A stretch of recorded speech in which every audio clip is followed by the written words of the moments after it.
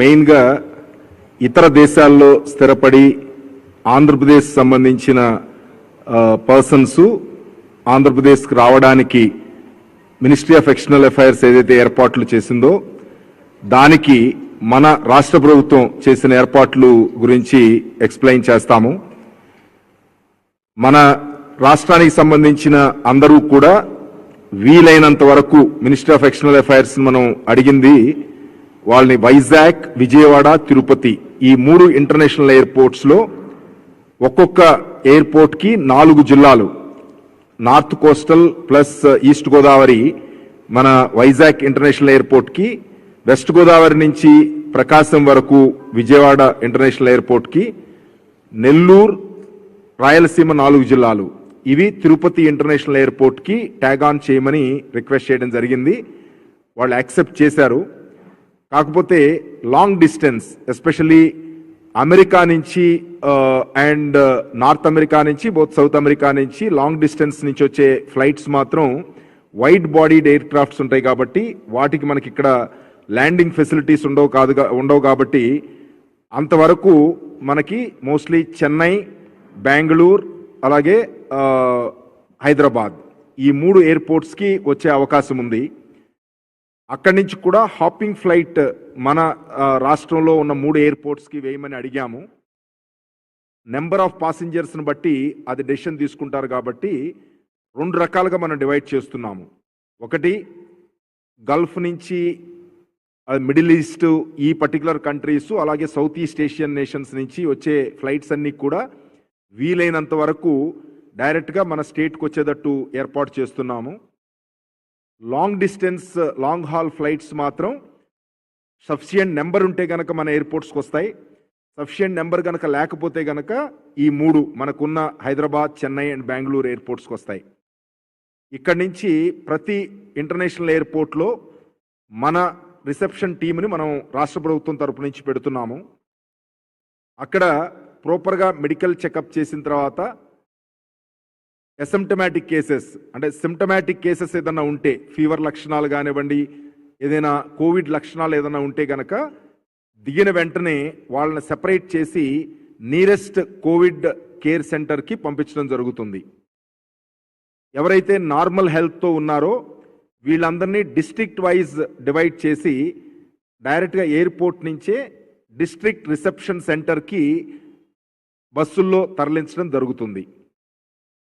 ఇక్కడ district reception సెంటర్కి వచ్చిన తర్వాత వాళ్ళకి 2 ఆప్షన్స్ ఇస్తున్నాం.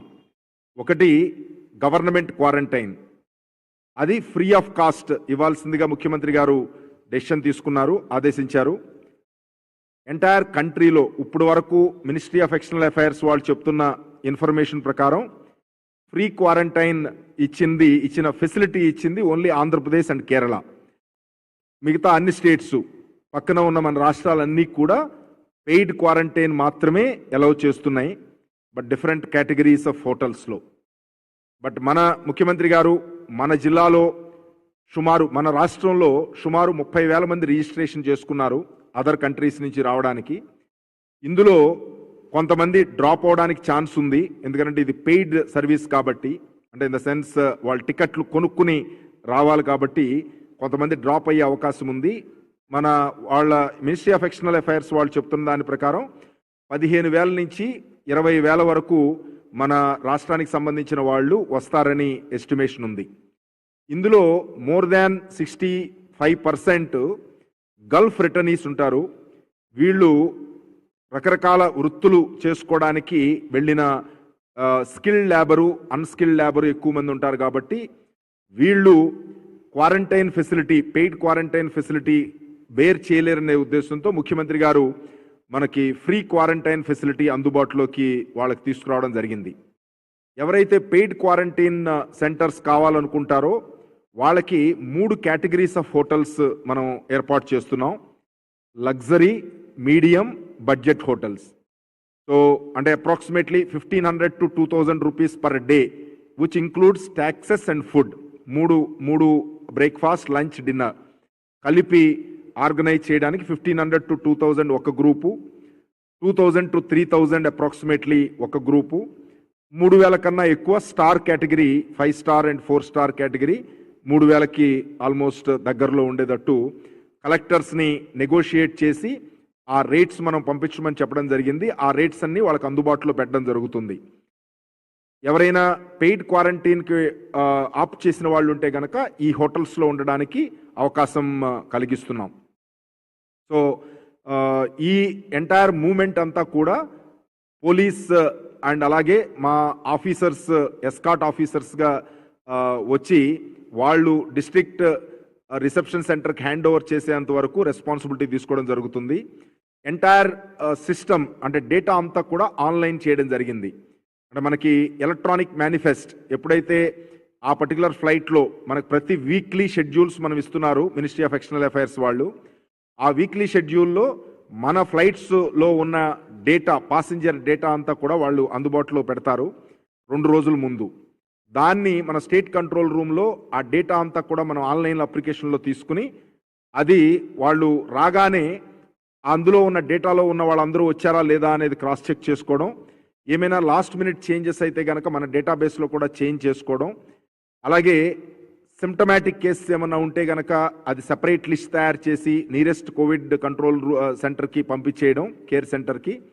అలాగే ఈ బ్యాలెన్స్ మెంబర్స్ అందరినీ డిస్ట్రిక్ట్ వైడ్ సెపరేట్ చేసి వాళ్ళని డిస్ట్రిక్ట్ రిసెప్షన్ సెంటర్కి పంపించి దాని తర్వాత క్వారంటైన్ ఫెసిలిటీ 14 days క్వారంటైన్ ఉంటుంది. రాగానే ఒక మెడికల్ టెస్ట్ చేస్తారు, ఆర్టీపీసీఆర్ కానీ ట్రూనాట్ టెస్ట్ కానీ చేస్తారు. అక్కడ ఏమన్నా పాజిటివ్ వస్తే కనుక ఇమీడియట్గా వాళ్ళని కోవిడ్ హాస్పిటల్కి షిఫ్ట్ చేయడం జరుగుతుంది. నెగిటివ్ ఉన్న వాళ్ళు అక్కడ కంటిన్యూ అవుతారు. 14 days తర్వాత మళ్ళీ ఇంకొకసారి సెకండ్ టైం టెస్ట్ చేస్తారు.